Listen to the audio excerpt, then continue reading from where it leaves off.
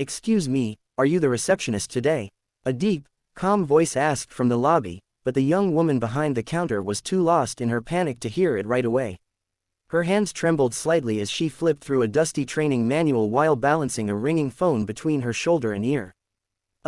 Yes, yes. Welcome to Rosewell Hotel. How may I help you, sir?" she said, quickly straightening her blouse and forcing a smile. Her name was Amara Khan, a 24-year-old aspiring artist from a poor neighborhood just outside the city, and today was not supposed to go like this. She wasn't even supposed to be working at the front desk. She had only come in to drop off her friend Tanya's lunch. But when Tanya fainted from fever just minutes before her shift started, Amara, against every logical nerve in her body, offered to fill in for the day. How hard could it be? She had whispered to herself.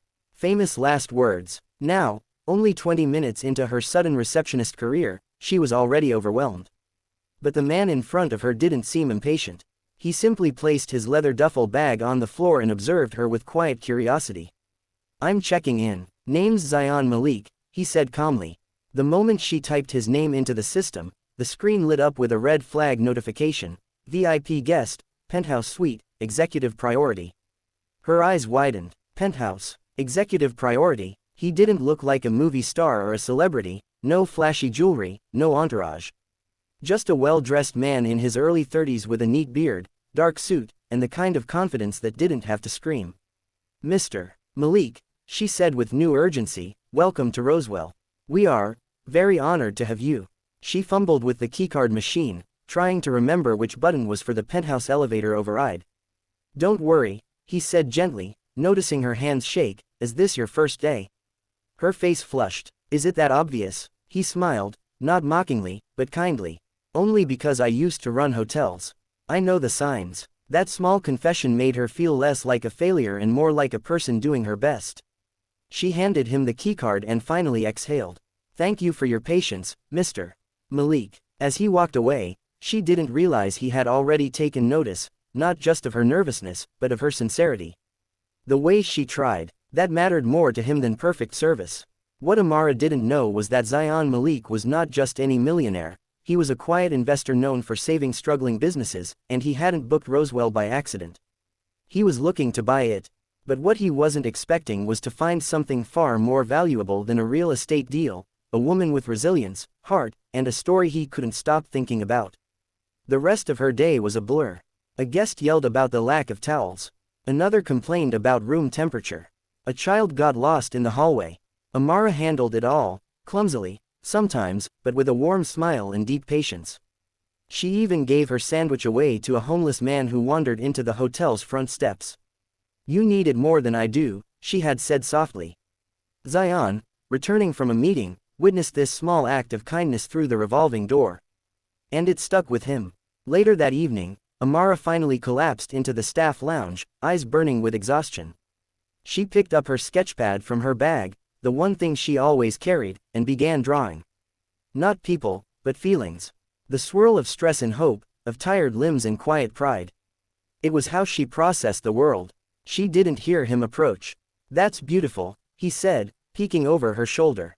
She jumped, startled. "Oh, I didn't hear you, sir." "Zion," he corrected with a soft smile. "You're incredibly talented. Have you ever thought of pursuing art professionally?" She laughed, not cruelly, but as if the idea were too far away to touch. "That's a beautiful dream, but rent, food, and life don't wait for dreams to come true." He didn't reply, but his mind was already spinning. This girl, this stranger who had stepped in just for a day, had something rare. And he wasn't going to forget her. That night, Amara went home to her tiny apartment where the paint peeled off the walls, and her little brother waited with cold leftovers. "How was it?" he asked, hopeful. "It was chaotic," she admitted, "but I didn't get fired, so that's a win." She didn't tell him about Zion. She didn't want to make stories out of passing kindness. After all, people like him didn't look twice at girls like her.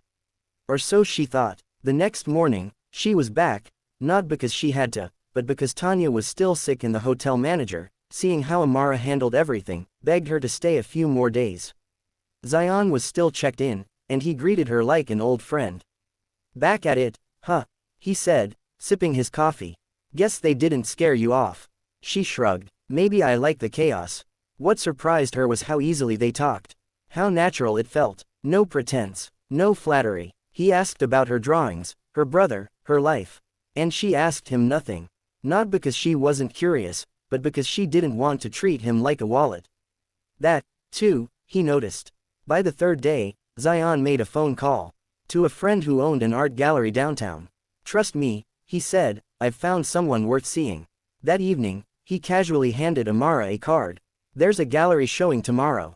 You should come. She frowned. I can't afford tickets to those things. You don't need one. You're not going as a guest, you're going as an artist. They're expecting you. Her breath caught. What? No, I'm not ready for that. I'm not even good enough. You are, he said firmly. You just don't know it yet. She stared at the card in disbelief. No one had ever believed in her like that. Certainly not someone like him. The next 24 hours were a storm of nerves and decisions. She dug out her best sketches. Stayed up all night mounting them. And when she finally walked into the gallery, modestly dressed, heart hammering, people stared. And not because she looked out of place, but because her art moved them. Within the first hour, 2 pieces were sold. A journalist took her photo. A collector offered to sponsor more of her work. Amara stood frozen, feeling like the world had tilted. And across the room, Zion watched quietly, smiling, not because he made it happen, but because she did. She just needed a door. He only opened it. When she left the gallery, she found him outside, hands in his pockets. Why are you doing this? She asked softly. You don't even know me. He looked at her for a long time before replying. Because once, someone gave me a chance. And it changed everything. I see that same fire in you. Her throat tightened with tears she didn't want to shed in public. Thank you, she whispered. He nodded, but his eyes lingered. You deserve it.